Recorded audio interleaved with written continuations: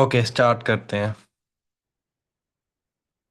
Case scenario 9। कल हमने 8 case scenarios कर लिए थे, तो नाइन्थ स्टार्ट कर रहा हूँ मैं। स्टार्ट कर रहा हूँ रीड करना। Purvi registered under GST in the state of Madhya Pradesh. ऐसा करते हैं, पहले एमसीक्यू पढ़ लेते हैं क्या क्या क्वेश्चंस है। तो पहला है रिगार्डिंग डोनेशन जो पूर्वी ने करी है एक चैरिटेबल ट्रस्ट को। तो उसके रिगार्डिंग सप्लाई है या एग्जाम्प्टेड सप्लाई है या फॉरवर्ड में या रिवर्स में है। फिर उसने आरसीएम के ऊपर क्वेश्चन पूछा है कि स्पॉन्सरशिप फॉरवर्ड चार्ज में है या रिवर्स चार्ज में है, या स्पॉन्सरशिप एग्जाम्प्ट है या स्पॉन्सरशिप रिवर्स चार्ज में, लेकिन पेबल कौन है, पूर्वी और बी में है बाय वीविन क्रिकेट एकेडमी। तो सप्लायर रिस्पेंड भी देखना पड़ेगा और आरसीएम भी देखना पड़ेगा, आरसीएम में एग्जाम्प्ट है या फॉरवर्ड चार्ज है। फिर थर्ड एमसीक्यू है regarding mixed and composite supply. And fourth है आपका कि total value of exam supplies. तो इसमें ये चार एमसीक्यूज है, तो स्टार्ट करते हैं। तो सबसे पहले रिगार्डिंग डोनेशन था एमसीक्यू। तो रीड करना स्टार्ट कर रहा हूँ। मंथ है अक्टूबर का। तो डोनेट किया पूर्वी ने money Divya Prakash charitable trust Madhya Pradesh in the memory of a late father. Divya Prakash charitable trust ने कंस्ट्रक्ट कर दिया room in the school run by it from such nation. And charitable trust ने फिर लिख दिया कि ये जो रूम के बाहर कि डोनेटेड बाय मिस पूर्वी इन the memory of her father. तो बताओ, क्या चैरिटेबल ट्रस्ट ने कोई सर्विस दी है, क्या सप्लाई करी है टू पूर्वी, कि ये सप्लाई है ही नहीं है, कि ये एग्जम्प्टेड सप्लाई है। तो मैं आपसे पूछूंगा, तो इसका आंसर बताओ। एग्जम्प्टेड है, नॉट अ सप्लाई, सप्लाई है और फॉरवर्ड चार्ज में, लाइबल है जीएसटी में अंडर रिवर्स चार्ज। तो ए बी सी डी। तो करेक्ट ऑप्शन बताओ क्या है। हर्ष का आंसर है नॉट अ सप्लाई, मन्नत का answer be not a supply. बताओ क्या है आंसर। बी, बिल्कुल ठीक, नॉट अ सप्लाई। ठीक है, अगला देखते हैं। अगला एमसीक्यू था रिगार्डिंग आपका स्पॉन्सरशिप सर्विसेज। राइट, तो सेमिनार ऑर्गेनाइज कराया इंडोर में विच वॉज सपो sponsored by women cricket academy. एक एलएलपी है। पूर्वी ने रिसीव की स्पॉन्सरशिप फी ऑफ 150। तो देखो, पैसे किसने दिए, पैसे दिए वीवन क्रिकेट एकेडमी ने।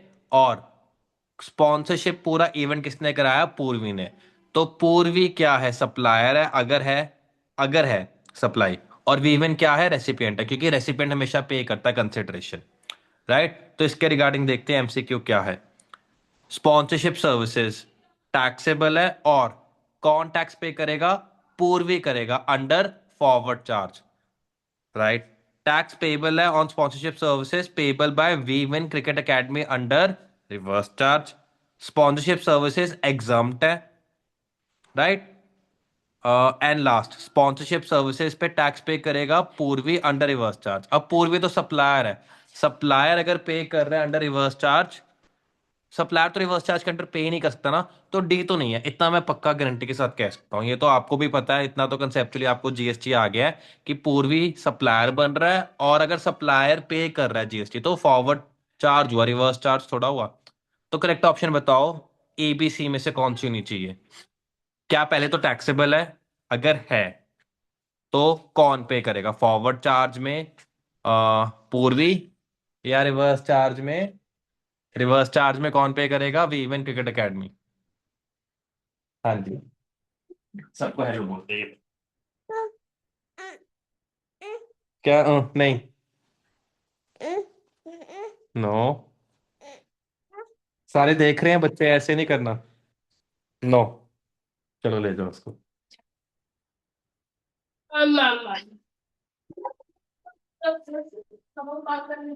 चलो बताओ। सॉरी, थोड़ा घर में अभी ये सिचुएशन चल रहा है। अब बताओ क्या टैक्सेबल है। अब मेरे को बताओ, आरसीएम आप सबने किया है, तो इसका आंसर मैं दिखा देता हूँ आपको। आरसीएम का मास्टर चार्ट देखते हैं। तो स्पॉन्सरशिप सर्विसेज टैक्सेबल है, बिल्कुल टैक्सेबल है। Supplier any person other than body corporate, तो पूर्वी है अदर देन बॉडी कॉर्पोरेट, तो कंडीशन पूरी हो रही है। और रेसिपिएंट कौन है, एलएलपी है, तो वो भी कंडीशन पूरी हो रही है। तो ये रिवर्स चार्ज में कवर्ड है। तो करेक्ट ऑप्शन क्या होगा बताओ सब। Correct option will be tax payable है स्पॉन्सरशिप सर्विसेज पे, और वी इवन क्रिकेट एकेडमी पे करेगी। तो आई होप सबको क्लियर हो गया, थम्स अप करो जल्दी से। बिल्कुल ठीक। राइट, अगला question regarding mixed and composite supply था। तो एक बिंदुसर पब्लिक कॉलेज है, स्कूल है, intent to distribute gift packages, उसमें आपका फाउंटेन पेन है, कैलकुलेटर है, टेप डिस्पेंसर है, अपने स्टूडेंट्स को on the occasion of children day. तो उन्होंने किसको कॉन्ट्रैक्ट किया? पूर्वी को, 28 अक्टूबर को, कि हमें 2000 ऐसे पैकेजेस जिसमें पेन, कैलकुलेटर और टेप आ जाए, और एक ही प्राइस चार्ज करना है, 250। और रेट अलग अलग है सब प्रोडक्ट्स का, फाउंटेन पेन का 5%, कैलकुलेटर का 12% एंड टेप डिस्पेंसर का 18%। तो पहले मिक्सचर की कॉम्पोजिट सप्लाई है, क्या नेचुरली बंडल्ड है? यस और नो। अगर नेचुरली बंडल्ड है तो प्रिंसिपल सप्लाई कौन सी है, उसका जीएसटी रेट लगेगा। अगर मिक्स्ड है तो हाईएस्ट रेट लगेगा। तो बताओ, क्वेश्चन के ऑप्शंस पढ़ता हूं मैं। कॉम्पोजिट सप्लाई है, जीएसटी रेट 12%, मिक्स सप्लाई है 18%, कॉम्पोजिट है 18%, मिक्स है 12%। तो करेक्ट ऑप्शन बताओ, ए बी सी या डी? मन्नत कह रही है बी। आई होप मन्नत ये इसी का आंसर दे रहे हो आप, पिछले का ना हो। हाँ ठीक है, बी। राइट, सारे बच्चे बी आंसर कर रहे हैं, बिल्कुल ठीक। मिक्स सप्लाई है, नेचुरली बंडल्ड नहीं है, और उस केस में हाईएस्ट रेट लगेगा। हाईएस्ट रेट कौन सा है आपका? 18%। बिल्कुल ठीक। ओके, नेक्स्ट क्वेश्चन था रिगार्डिंग कि कौन सी सप्लाईज आपकी एग्जाम्प्ट है। तो सबसे पहले, earn 160 by performing at western music concert in indoor. तो ये टैक्सेबल है कि एग्जाम्प्ट है? टैक्सेबल के लिए टी, एग्जाम्प्ट के लिए ई लिखो। टैक्सेबल के लिए टी, एग्जाम्प्ट के लिए ई। टैक्सेबल, बिल्कुल ठीक, टैक्सेबल है। दो रीजन की वजह से, एक तो 150 से ऊपर है, और वेस्टर्न है, तो ये टैक्सेबल है। फिर earn 50,000 for renting of space for use as textile emporium. तो रेंटिंग तो वैसे ही आपको पता है कि आपकी सर्विसेज है, शेड्यूल 2 में भी देखा था, क्लासिफिकेशन में भी इसका मेंशन है। तो this is taxable. Received 70,000 for supply of farm labour. Taxable, exempt? Taxable के लिए टी, एग्जाम्प्ट के लिए ई। मन्नत का एग्जाम्प्ट आया आंसर, बाकी सब बताओ। ई बिल्कुल सही। एग्जाम्प्ट हमने एग्रीकल्चर एक्टिविटीज में करा था कि आपका फार्म लेबर क्या होता है? एग्जाम्प्ट होता है। तो इस वजह से क्या हो जाएगा ये? एग्जाम्प्ट हो जाएगा। तो हम फोर्थ एमसीक्यू पढ़ते हैं। तो आपका सिर्फ एग्जाम्प्ट का अमाउंट बताना, तो सिर्फ 70,000 है। तो करेक्ट ऑप्शन क्या हो गया? बी हो गया, बिल्कुल ठीक। चलो, ये इसके रीजंस भी दिए हुए हैं, तो आप ये रीड कर सकते हो। चलो, केस सिनेरियो 10 स्टार्ट करते हैं। तो केस सिनेरियो 9 सबको क्लियर है? जल्दी से थम्स अप करो। ठीक है, अगला एमसीक्यू, अगला case scenario. Sarabhai and Sarabhai associates एक पार्टनरशिप फर्म है। इंपॉर्टेंट मार्क कर लेना, partnership firm, registered under GST, is engaged in various type of business activities. It provided the details of the following activities undertaken by it in the current financial year. सबसे पहले एक बार questions देख लेते हैं कि questions क्या क्या है। पहला क्वेश्चन है regarding interest on delayed payment to be exclusive of GST is, आपको बताना है value of supply. May to Dhanush, तो वैल्यू ऑफ सप्लाई आपका सेक्शन 15 के रिगार्डिंग, एक्सक्यूज मी, क्वेश्चन है। सेकंड आपका टाइम ऑफ सप्लाई के रिगार्डिंग है, एडवांस मिला है और बैलेंस पेमेंट अलग से हुई है, और सप्लाई ऑफ ऑफिस चेयर्स तो सप्लाई ऑफ गुड्स है। थर्ड एमसीक्यू है regarding reverse charge, value of outward supplies जिस पे रिवर्स चार्ज है, सामने वाला कराएगा। सारा बाई की आउटपुट सप्लाईज होगी, लेकिन रेसिपिएंट जमा कराएगा रिवर्स चार्ज में। फिर नेक्स्ट है आपका regarding free gift of value of 50,000, तो ईच एम्प्लॉय को दी है, तो फ्री गिफ्ट दी है तो बिना कंसिडरेशन के, तो ये शेड्यूल 1 आएगा आपका, जहाँ पे आपकी सप्लाई बनती है even if made without consideration. और पांचवा है आपका आईटीसी के रिगार्डिंग, कितना आईटीसी आपके लिए एलिजिबल है। राइट, तो पहला क्वेश्चन आपका एमसीक्यू है रिगार्डिंग वैल्यू ऑफ सप्लाई, तो वैल्यू ऑफ सप्लाई के रिगार्डिंग देखते हैं, इंटरेस्ट वाला जो है। अब गुड्स हमने सप्लाई करी है 8 लाख की, और अप्रैल मंथ में की है, उधार लिया हमने 1 मंथ का। राइट, उसके बाद अगर 1 मंथ के विद इन पेमेंट नहीं करते हम, तो कितना इंटरेस्ट चार्ज किया जाएगा? 12% चार्ज किया जाएगा। सारा भाई सप्लायर है, उसने धानुष को सप्लाई किया है, और बोल दिया कि भैया एक मंथ के विद इन पेमेंट कर देना, नहीं तो 12% के हिसाब से ब्याज पड़ेगा पर एनम। अब पेमेंट रिसीव हुई धानु से, रिसीव हुई लेकिन 2 महीने बाद, from the date of supply. तो मुझे बताओ आपका कितने मंथ का डिले है? 2 मंथ का डिले है कि 1 मंथ का डिले है? तो 1 या 2 लिखो, डिले कितने मंथ्स का है पेमेंट में? 1 और 2, 2 मंथ बाद पेमेंट हुई है।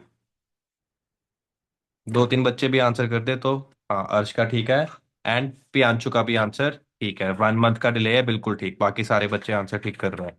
तो 1 मंथ का डिले है, तो मतलब 12% अगर पूरे साल का है तो 1% लगेगा पर मंथ के हिसाब से, 1 मंथ का डिले है। तो 8 लाख पे अगर 1% करता हूँ तो ये 8,000 बनते हैं। ठीक है, और हमें अमाउंट एक्सक्लूसिव ऑफ जीएसटी बतानी है, वैल्यू ऑफ सप्लाई। ठीक है, तो 8,000 पे जीएसटी अलग से नहीं कैलकुलेट होगा। राइट। अब मुझे बताओ what will be the value of supply. 8 lakh, क्या क्या ऑप्शंस दिए है? 8 लाख, 8 लाख 8,792 या 8 लाख 16? तो क्या करेक्ट ऑप्शन है? ए बी सी डी, जल्दी से बताओ, ए बी सी डी। और अगर सेक्शन के साथ लिख सकते हो तो बहुत बढ़िया रहेगा। कि सिनेरियो है, एमसीक्यू है, तो हम आंसर तो ठीक दे देंगे, बट अगर डिस्क्रिप्टिव हो तो आई विल लाइक कि आप में से कोई सेक्शन के साथ आंसर दे पाए, करेक्ट ऑप्शन भी पता है, और व्हाट इज द सेक्शन जिसके बेसिस पे आप वैल्यू ऑफ सप्लाई बता रहे हो। तो आपको फिर से दिखा देता हूँ। मन्नत का आ गया आंसर बी, 8 लाख 8,000, ठीक है। बाकी सब बताओ। बी सेक्शन 15, आंचल बिल्कुल ठीक, सेक्शन 15 है, उसके आगे भी क्या जा सकते हो? 15 two A B C D E, हमारे 5 हैं inclusion in value of supply के। चलो रिवाइज करा देता हूँ। 15 टू है inclusion in value supply. 15 two A क्या आपका? Payment of tax other than GST. अगर आप टैक्सेस कोई भी लग रहे हैं अलग से, तो पहले आपके बाकी टैक्सेस लगेंगे, फिर उस पर जीएसटी लगेगा। फिर उसके बाद बी क्या था? आपकी third party payments. 15 two B third party payments. 15 two C है आपका इंसिडेंटल एक्सपेंसेस। 15 टू डी है interest on delayed payment of consideration. 15 two E है सब्सिडी। बिल्कुल ठीक आंसर। राइट, तो इसमें करेक्ट ऑप्शन है बी। आई होप सबका ये ठीक निकल गया था। अगला क्वेश्चन है रिगार्डिंग टाइम ऑफ सप्लाई। तो देखते हैं। अब साराभाई ने कॉन्ट्रैक्ट एंटर किया for supply of 100 chairs at 15,000। किसके साथ? अशोक मार्ट के साथ। तो अशोक मार्ट रेसिपिएंट है। कॉन्ट्रैक्ट कब हुआ? 21 अगस्त को। ठीक है। चेयर कब रिमूव करी गई? 5 सितंबर को, और साथ में इनवॉइस भी 5 सितंबर को हो गया था। पेमेंट 30% एडवांस में ले ली जब कॉन्ट्रैक्ट हुआ था 21 अगस्त को, और 70% जो है पेमेंट, 30% पहले ले लिया, 70% आफ्टर डिलीवरी। चेयर्स को डिलीवर किया गया 5 सितंबर को, लेकिन 70% कब लिया गया? 10 सितंबर को पेमेंट ली गई। तो वो आपसे पूछ रहा है टाइम ऑफ सप्लाई। आपका टाइम ऑफ सप्लाई रिगार्डिंग 450 जो आपका एडवांस है, क्योंकि देखो 1500 चेयर इनटू कितना है,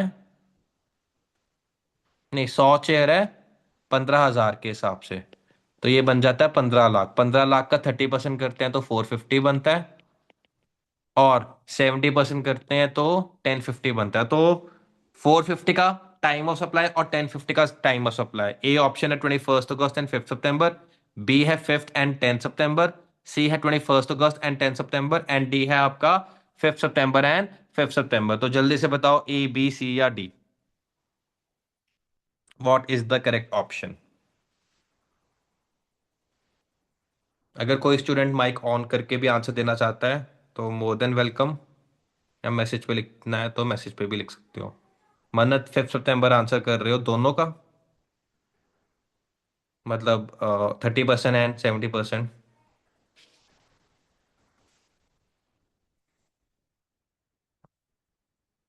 सिर्फ मन्नत का आंसर आया।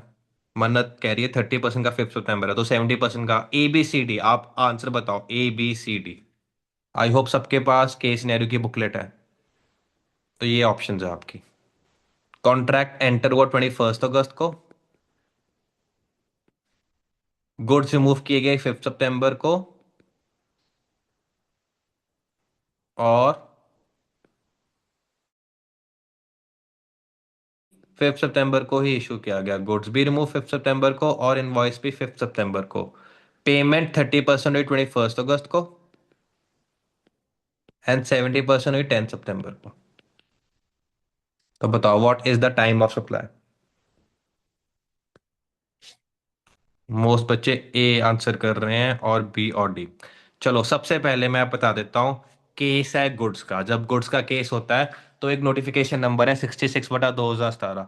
वो कहते हैं कि हाँ पेमेंट बेसिस पे तो देखना ही नहीं है, कि अगर एडवांस भी आता है तब भी जीएसटी जमा नहीं होगा। तो हमें पेमेंट डेट तो हमारे लिए बिल्कुल ही क्या हो जाती है, इरेलीवेंट हो जाती है, क्योंकि गुड्स है, इंपॉर्टेंट है क्योंकि ये गुड्स है। राइट, अब हम देखेंगे कि हमारा इनवॉइस कब तक इशू हो जाना चाहिए, क्योंकि आपका टाइम ऑफ सप्लाई होता है पेमेंट और इनवॉइस डेट। अब क्योंकि पेमेंट डेट का तो रेलेवेंस रहा ही नहीं बिकॉज ऑफ नोटिफिकेशन नंबर 66/2017, तो फिर हम इनवॉइस डेट देखेंगे कि इनवॉइस कब इशू हो जाना चाहिए था।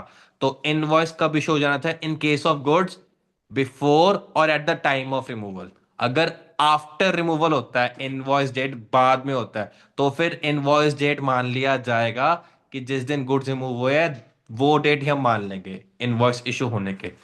तो इस केस में क्योंकि इनवॉइस और गुड्स दोनों 5 सितंबर को है, तो पूरी सप्लाई की टाइम ऑफ सप्लाई 5 सितंबर हो जाएगा। तो करेक्ट ऑप्शन होगा आपका डी।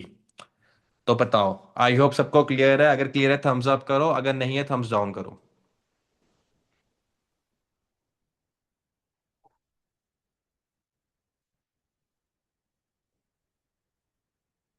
क्लियर है सबको। राइट। ठीक है। अगला, अगला आपको क्या निकालना है, वैल्यू ऑफ आउटवर्ड सप्लाईज, जो हम आउटवर्ड सप्लाईज कर रहे हैं लेकिन टैक्स पेबल किस में है, रिवर्स चार्ज में है। तो देखते हैं इसका क्या है आंसर। ओके, सबसे पहले in the month of October Sarabhai and Sarabhai ने ट्रांसपोर्टेशन ऑफ गुड्स किया in a goods carriage by road to fisheries department of government of India, जो कि रजिस्टर्ड है अंडर जीएसटी। ये जो फिशरीज डिपार्टमेंट है वो क्यों रजिस्टर्ड है, for the purpose of deducting tax at source. तो टीडीएस के लिए ही वो है, टीडीएस अंडर सेक्शन 51 होता है जो, इनकम टैक्स का नहीं, ये जीएसटी वाला है। और Sarabhai and Sarabhai associates is registered goods transport agency and 1,20,000 charge किया फॉर द सेड सर्विसेज। अब मुझे बताओ, क्या ये 120 टैक्सेबल है कि एग्जाम्प्ट है। टैक्सेबल के लिए टी दबाओ, एग्जाम्प्ट के लिए ई दबाओ। अगर नहीं पता तो क्वेश्चन मार्क लिख दो, क्वेश्चन मार्क डाल दो कि नहीं पता सर टैक्सेबल है एग्जाम्प्ट है।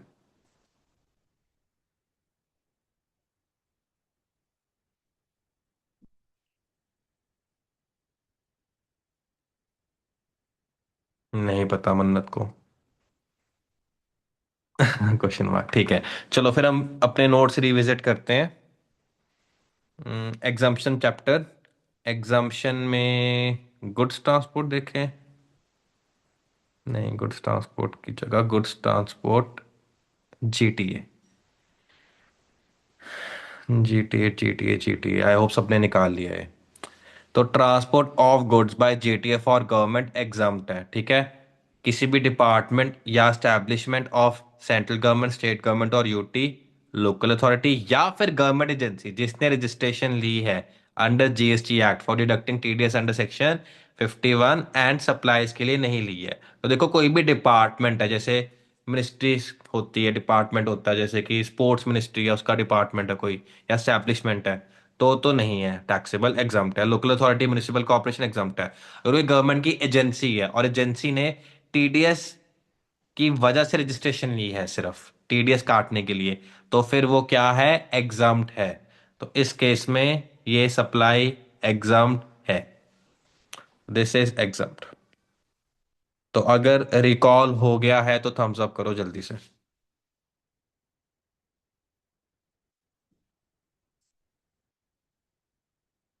Right. Okay, it provided services of direct selling agent to an NBFC located in Mumbai in the month of December for 50,000। अब मैं इतना बता देता हूँ कि डायरेक्ट सेलिंग एजेंट की सर्विसेज टैक्सेबल है। क्वेश्चन ये है कि रिवर्स चार्ज में है या नहीं है।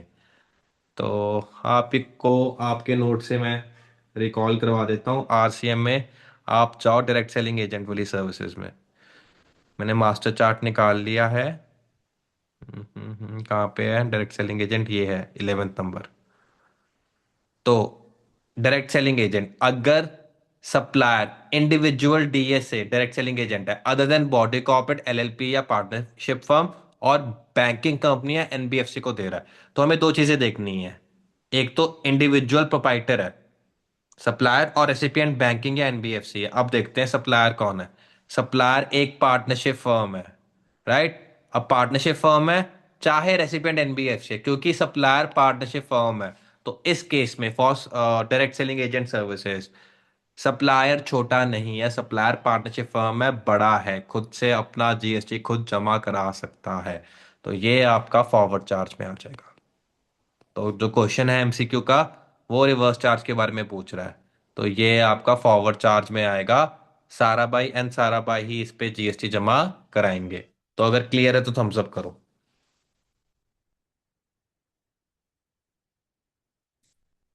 बिल्कुल ठीक। आगे देखते हैं। It organized business exhibition at in the month of December for which it received sponsorship fees of 3 lakh from धारा लिमिटेड। तो अगेन स्पॉन्सरशिप अभी हमने किया था, मैं फिर से रिकॉल करा देता हूं।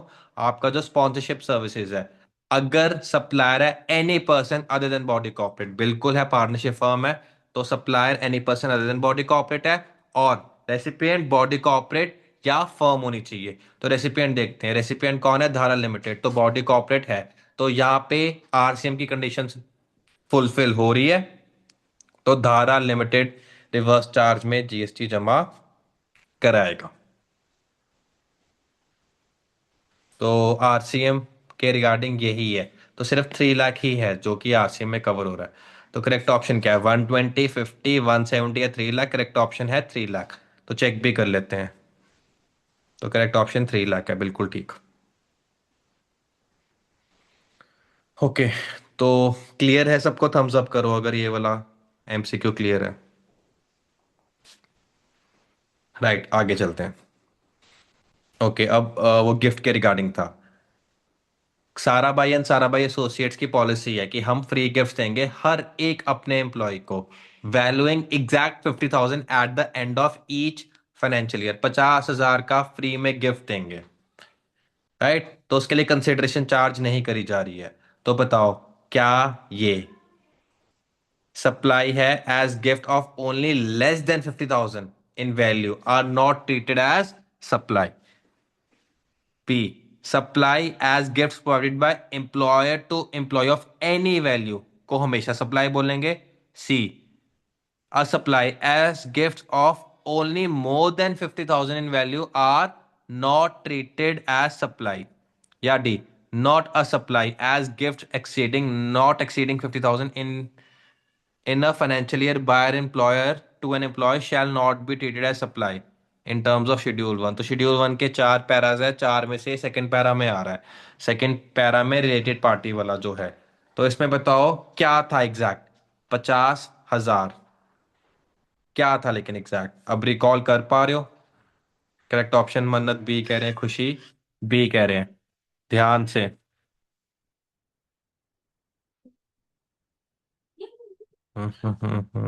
इधर मास्टर चार्ट में होगा।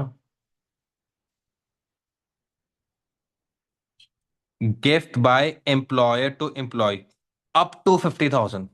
अप टू 50,000 होता है मतलब 50,000 इंक्लूड करके। 50,000 भी दे रहे हो तब भी सप्लाई नहीं है। 50,000 से एक पैसा भी ज्यादा, तब पूरे का पूरा जो गिफ्ट है दैट विल बी सप्लाई। तो ध्यान रखना, बहुत छोटी सी चीज है, आप 50,000 में कंफ्यूज हो जाओगे। अगर मैं 49,000 कहता, आपने कहना था नहीं है सप्लाई। 51,000 कहता, आपने कह देना था सप्लाई है। What about exact 50,000? एग्जैक्ट 50,000 है, तो इस केस में प्रोविजो ये कहता है कि अप टू 50,000, 50,000 तक सप्लाई नहीं है।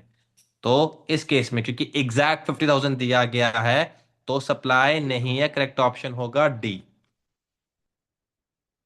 बी तो बिल्कुल भी नहीं है। बी क्यों? पता नहीं क्यों आप कर रहे हो। याद है सबको? रिकॉल हुआ? थम्स अप करो अगर रिकॉल हो गया।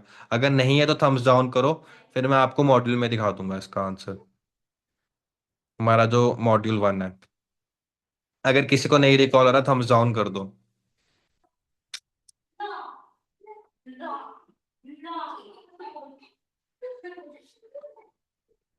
राइट। कम बच्चे रिस्पॉन्स कर रहे हैं, तो मैं आगे चलता हूँ। ओके, अब नेक्स्ट क्वेश्चन है regarding ITC. It availed services of Dhruv travel agency for organising a free vacation अपने टॉप परफॉर्मिंग एम्प्लॉयज के लिए in the month of December. उस पे जीएसटी हमने पे किया 50,000। सेम मंथ में 20,000 की मेंबरशिप ली हमने एक फिटनेस सेंटर, रुद्राक्ष फिटनेस सेंटर, टेकन अपने सीईओ के लिए। तो बताओ कितना आईटीसी मिलेगा? 0, 50, 20, 370 या नील? 370, 3 लाख कौन सा वाला है? 3 लाख कौन सा है? हाँ, 3 लाख ये भी कह रहे हैं कि जो आरसीएम में सामने वाला बंदा जमा करा रहा है, रेसिपिएंट जमा करा रहा है, क्या सप्लायर को उसका आईटीसी मिल जाता है? बिल्कुल भी नहीं, ऐसा तो कुछ नहीं बढ़ाया। हाँ, अगर खुद जमा करा रहे हो आरसीएम में, हमें तब मिल जाता है। अगर हमारी सर्विसेज या गुड्स या सर्विसेज अगर रिवर्स चार्ज में कवर्ड है, तो रेसिपिएंट जमा करा के रेसिपिएंट ही आईटीसी लेगा, सप्लायर कभी आईटीसी नहीं लेता।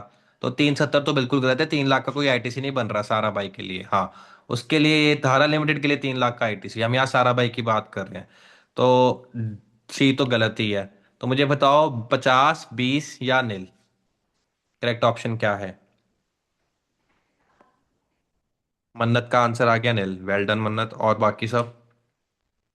17, 5 में सारे ब्लॉक्ड है, बिल्कुल ठीक खुशी। तो 17, 5 में ब्लॉक्ड है। 17, 5 बी में अगर आपको याद आएगा, तो इसमें आपका, क्योंकि अगर स्टैट्यूटरी ऑब्लिगेशन होनी चाहिए, अगर स्टैट्यूटरी ऑब्लिगेशन नहीं है, तो सारे क्या है? आईटीसी ब्लॉक्ड है। तो क्या क्या था आपका? ये भी फ्री वेकेशन भी टॉप परफॉर्मिंग एम्प्लॉयज के लिए, आईटीसी ब्लॉक्ड, मेंबरशिप भी अगर हम लेते हैं तो दैट इज आल्सो ब्लॉक्ड। तो करेक्ट ऑप्शन क्या है आपका? डी, नील। तो बताओ जल्दी से, क्या सबको क्लियर हो गया ये पूरा केस सिनेरियो? थम्स अप करो अगर क्लियर है।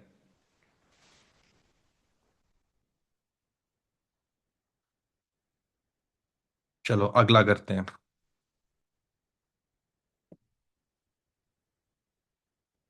केस सिनेरियो 11, तो पहले एमसीक्यू देख लेते हैं एक बार। तो which of the following persons are liable to pay GST under reverse charge in respect of GTA provided by Purva logistics in the month of Feb? तो आरसीएम के रिगार्डिंग है, जीटीए का। सेकंड है ट्रांसपोर्टेशन ऑफ, आपके अगर ये particular आपके goods अगर ट्रांसपोर्ट हो रहे हैं तो इनमें से कौन सा एग्जाम्प्ट है? तो ये एग्जाम्पशन में हमें देखना पड़ेगा। फिर थर्ड है आपका रिगार्डिंग टाइम ऑफ सप्लाई। तो ये 3 चैप्टर्स के ऊपर है क्वेश्चन आपका, RCM, exemption and time of supply. तो स्टार्ट कर रहा हूँ। पूर्वी लॉजिस्टिक्स एक जीटी है, रजिस्टर्ड अंडर जीएसटी। तो सप्लायर जिसकी बात कर रहे हैं Purva, that is a GTA. It did not exercise the option to pay GST itself on the services supplied by it in the preceding financial year. तो पिछले साल तो हम खुद नहीं पे कर रहे थे, मतलब रेसिपिएंट को पे कराना है तो वो खुद पे कर देगा। अब it provides goods transport services to the following persons in the month of Feb of the preceding financial year. Kunal traders एक अनरजिस्टर्ड पार्टनरशिप फर्म है। मिस्टर अमर एक कैजुअल टैक्सेबल पर्सन है जो कि रजिस्टर्ड नहीं है। और small trade cooperative society registered under society registration act है।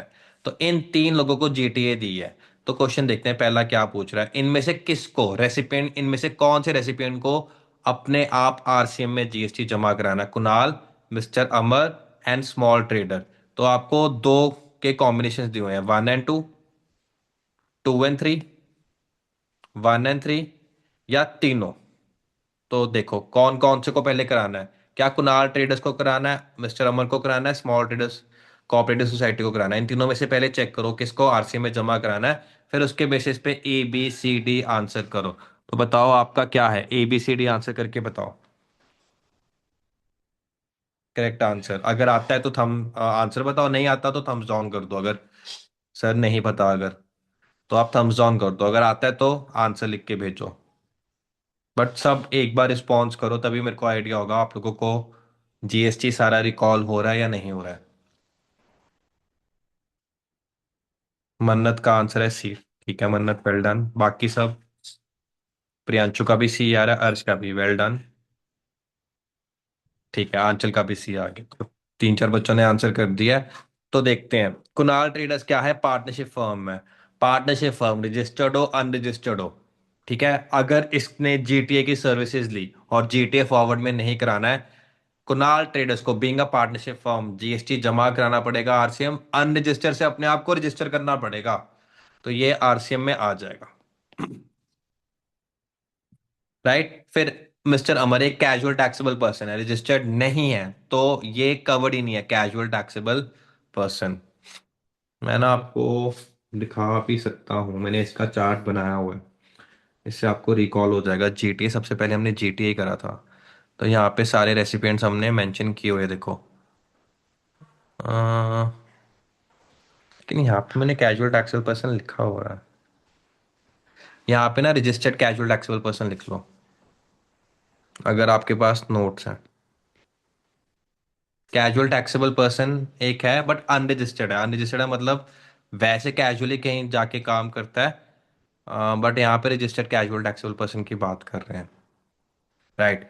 तो आपका देखो इसमें पार्टनरशिप फर्म आ गया और कोऑपरेटिव सोसाइटी भी आ गई, तो इन दोनों को तो रजिस्ट्रेशन लेनी पड़ेगी। Right. Casual taxable person registered नहीं है, तो कैजुअल टैक्सेबल, इसका आंसर चेक कर लूँ एक बार मैं, यही है ना।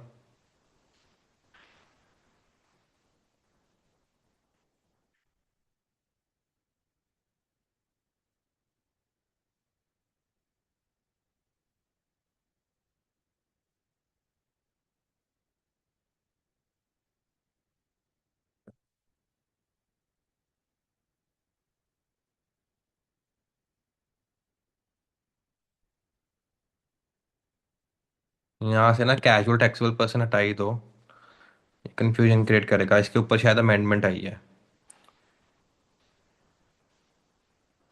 और कैजुअल टैक्सेबल पर्सन आप कहाँ पे लिख लो, इधर लिख लो।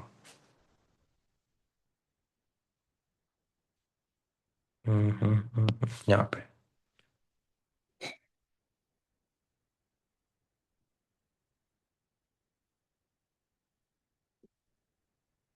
तो ये मैंने एक चेंज करवाया है, तो अभी ये मेरे ख्याल से इसके ऊपर एग्जाम्पशन आएगी, मैं एक बार चेक भी कर दूंगा। तो अगर कैजुअल टैक्सेबल पर्सन है, अनरजिस्टर्ड है, तो उस केस में सर्विसेज क्या है, एग्जम्प्टेड है। तो इसका करेक्ट ऑप्शन क्या है, सी है। तो सबको ये क्लियर है, थम्स अप करो जल्दी से।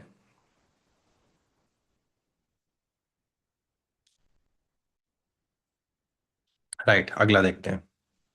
अगला है आपका, ये तीन हमने गुड्स ट्रांसपोर्ट कराए हैं, defence equipment, railway equipment, organic manure.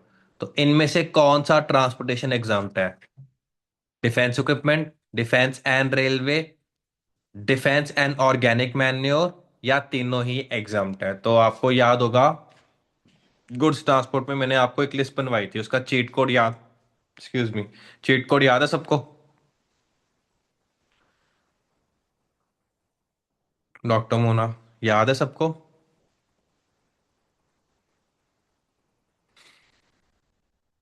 नहीं याद तो आपको बता देता हूँ कि आपके कौन से सर्विसेज गुड्स एग्जाम्प्ट है, तो इसमें आप एग्जाम्पशंस निकाल लोगे। एग्जाम्पशंस में गुड ट्रांसपोर्ट और आपके ये सारे हैं, इसमें कहीं भी रेलवे इक्विपमेंट नहीं है। रेलवे इक्विपमेंट जैसे रेलवे के पार्ट्स वगैरह, आपका डिफेंस इक्विपमेंट है, मिलिट्री इक्विपमेंट है, रिलीफ मटेरियल है, milk, salt, food grain, organic manure या फर्टिलाइजर्स, न्यूज़पेपर्स या मैगजीन्स जो कि रजिस्टर्ड है by registrar of with registrar of newspaper and agriculture produce. तो ये अगर आप भेज रहे हो तो दैट इज एग्जाम। इसके अलावा सारे टैक्सेबल है, तो इस केस में आपका ये वाला टैक्सेबल है, ये दोनों एग्जाम्प्ट है, तो करेक्ट ऑप्शन क्या हो जाएगा, सी हो जाएगा। तो बताओ सबको क्लियर है, जल्दी से थम्स अप करो।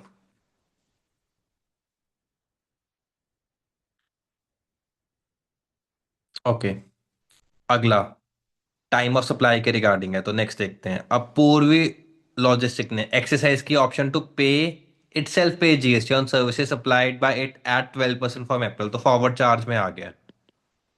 ठीक है, रिवर्स चार्ज या फॉरवर्ड चार्ज है।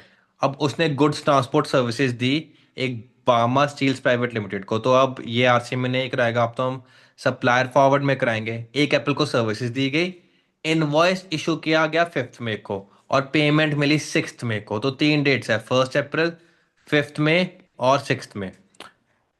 इसके रिगार्डिंग बताओ टाइम ऑफ सप्लाई क्या है, 6 मई, 5 मई, 30th मई या 1 अप्रैल। तो अब आपका फॉरवर्ड चार्ज और सर्विसेज है। तो सर्विसेज के केस में नोटिफिकेशन नंबर 66/2017 एप्लीकेबल है? बिल्कुल भी नहीं एप्लीकेबल, नहीं है सर एप्लीकेबल ये। राइट, तो अब सर्विसेज है और फॉरवर्ड चार्ज है। तो इस केस में इनवॉइस कब तक इशू हो जाना चाहिए था वो देखना है, एंड पेमेंट डेट भी इंपॉर्टेंट है। तो हमारा इनवॉइस सर्विसेज देने के 30 डेज के विदिन विदिन 30 डेज इशू हो जाना चाहिए। तो अगर नहीं होता है 30 डेज के विद इन, तो फिर जो भी दिन सर्विसेज दी गई है वो इनवॉइस डेट हम मान लेंगे। तो देखते हैं 30 डेज के विद इन इशू हुआ है, 1 अप्रैल को सर्विसेज दी गई, 5 मई को 30 डेज बाद इनवॉइस इशू हुआ है, तो फिर ये डेट तो भैया रिलेवेंट है हमारे लिए। जो सर्विसेज दी गई 1 अप्रैल ही इनवॉइस डेट हो जाएगी, डीम्ड इनवॉइस डेट। पेमेंट कब मिली? 6 मई को, तो 1 अप्रैल और 6 मई विच एवर इज अर्लियर। तो करेक्ट ऑप्शन क्या है? 1 अप्रैल। बिल्कुल ठीक, 1 अप्रैल। तो बताओ सबको क्लियर है? जल्दी से थम्स अप करो।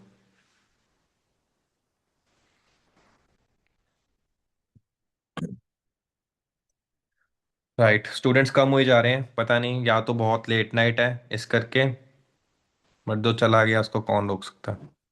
चलो एक एमसीक्यू और कर लेते हैं, फिर बाकी हम नेक्स्ट क्लास में करेंगे, ठीक है। Mrs Chanchala, a doctor by profession, is a registered person under GST as a monthly return filer, having inpatient facility at her hospital, जहाँ पे रूम चार्जेस कितने हैं? कैप कर दिए 3000 पर डे। पहले क्वेश्चंस देख लेते हैं एक बार।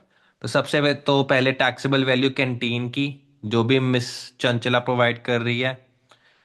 फिर maximum time permissible for rectification of error committed in return, अगर एरर कोई है होगी है तो कब तक हम उसको ठीक कर सकते हैं, जो भी हमारी जून मंथ में है, मैक्सिमम टाइम कितना है। फिर थर्ड आपका है कि कौन सी सर्विसेज मिस मिस चंचला और उसकी हॉस्पिटल की एग्जाम्प्ट है, तो एग्जाम्पशंस को लेके है। पहला आपका टैक्सेबल वैल्यू कैंटीन का, ठीक है, कैंटीन की सर्विसेज देखते हैं। कैंटीन की, ठीक है। तो आपका देखते हैं क्वेश्चन क्या है। तो उसने ये एक तो 3,000 के हिसाब से उसने रूम का रेंट रखा हुआ है, और उसने ये फॉलोइंग सर्विसेज दी: एक प्लास्टिक सर्जरी की, एक ambulance services for transportation of patients, और एक उसने अपने हॉस्पिटल में ना एक जगह थी, उसके पास स्पेस थी, तो उसने रेंट आउट कर दी ताकि मेडिकल स्टोर, एक केमिस्ट की दुकान चल पाए। तो ये सारी सर्विसेज दी गई है, ठीक है। कंसल्टेंट भी है, वो अपना हॉस्पिटल भी चला रही है वो, और दूसरे हॉस्पिटल्स में जाके कंसल्टेंसी भी देती है। एंड कंसल्टेंसी के बदले उसको कितना मिला? 40 लाख कंसल्टेंसी फी मिली। राइट, अब पहला एमसीक्यू है रिगार्डिंग कैंटीन, तो कैंटीन का देखते हैं। Further she also provides canteen facility, उसको 55,000 मिला इन पेशेंट्स की फूड के लिए, जो कि न्यूट्रिशनिस्ट ने एडवाइस किया था। 35,000 मिला उन पेशेंट से जो कि एडमिटेड नहीं है, और 25,000 मिला विजिटर्स से जो कि उसी सेम फैसिलिटी से आ रहे हैं, जो भी मतलब पेशेंट्स एडमिट है नॉन एडमिट है, उनके विजिटर्स से 25,000 मिला। तो इनमें से आपको देखना है कि कितना एग्जाम्प्ट है या टैक्सेबल है, टैक्सेबल देखना है। तो 25,000, 35,000, 60,000, 80,000, तो ABCD करेक्ट ऑप्शन बताओ जल्दी से, अगर आपको याद है ये कैंटीन वाला कितना होगा। सूर्यांश का 60K आंसर है, आंचल का भी 60K, मन्नत का भी एंड प्रियांशु का भी। वेल डन, बिल्कुल 60,000 करेक्ट आंसर है। आपका 55,000 तो नहीं टैक्सेबल, लेकिन जो 35,000 है और 25,000 है, अगर पेशेंट एडमिटेड नहीं है तो फिर वो कैंटीन में टैक्सेबल है, और विजिटर्स का तो टैक्सेबल है ही है। तो ये हमने सप्लाई चैप्टर में किया था, तो आई होप सबको रिकॉल है, मैं उसको रिविजिट नहीं करूंगा। तो करेक्ट ऑप्शन 60,000 है। राइट, अगला किसके रिगार्डिंग था? रेक्टिफिकेशन ऑफ एरर, अगर आपका कोई गलती हो गया तो कब तक ठीक कर सकते हो। राइट, तो उसने 3B फाइल करी जून मंथ में विद सम एरर्स। उसने एनुअल रिटर्न फाइल करी उस वाले फाइनेंशियल ईयर की 31 अक्टूबर को of the next financial year, और वैसे ड्यू डेट एनुअल रिटर्न की कब थी? 31 December of the next financial year, तो 31 अक्टूबर को फाइल कर दी थी रिटर्न। तो आपको बताना रेक्टिफिकेशन कब तक कर सकते हैं। 30 नवंबर तक टाइम है, 31 अक्टूबर, 20 अक्टूबर, या 31 दिसंबर। तो ABCD, तो जल्दी से बताओ क्या है correct option, A B C या D?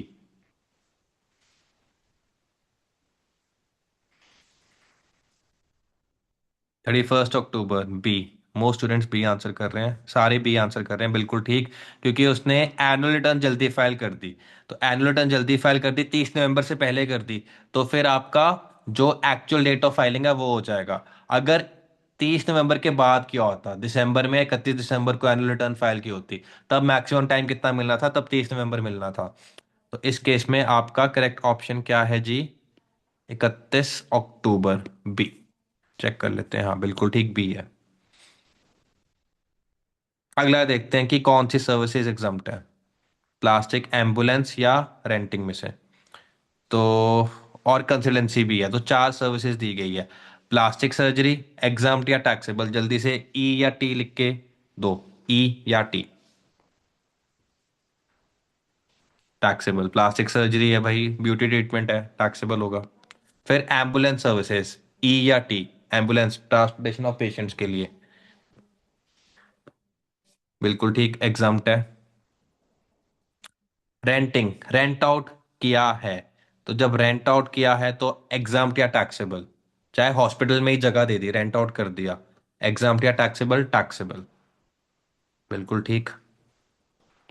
फिर कंसल्टेंसी सर्विसेज दी by miss Chanchala in other hospitals, exempt या टैक्सेबल? एग्जाम्प्ट है आंचल, एग्जाम्प्ट होगा, आपको याद है ना। डायग्नोसिस, ट्रीटमेंट, केयर, इधर मैं एक बार आपको रिविजिट भी करा देता हूँ। एग्जाम्पशंस में आपका हेल्थ केयर है।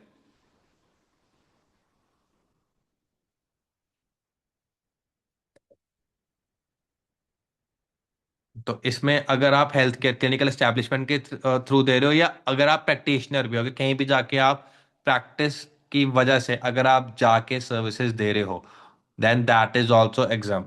अगर आपको कहीं नोट लिखना है, नोट भी लिख सकते हो कि किसी और के हॉस्पिटल में जाके अगर मैं कंसल्टेंसी दे रहा हूँ और मेरे को हॉस्पिटल से आ रहा है, तो फिर वो भी क्या है, एग्जाम्प्ट है। तो इस केस में ये वाला भी क्या हो जाएगा, एग्जाम्प्ट हो जाएगा। राइट। तो अब आपको क्वेश्चन में क्या पूछा है, एग्जाम्प्ट कौन कौन सा है? तो आपका 2 and 4 एग्जाम्प्ट है, तो 2 and 4 आपका सी ऑप्शन है। तो बताओ जल्दी से, सबको क्लियर हुआ आज के केस सिनेरियोस? थम्स अप करो जल्दी से। राइट, फिर बाकी अगली क्लास में करते हैं, क्योंकि स्टूडेंट की स्ट्रेंथ काफी कम हो गई है, सिर्फ 14 स्टूडेंट्स रह गए हैं। स्टार्ट 20 स्टूडेंट्स ने किया था। ठीक है, चलो आज के लिए इतना ही, बाकी अगली क्लास में करते हैं। Good night.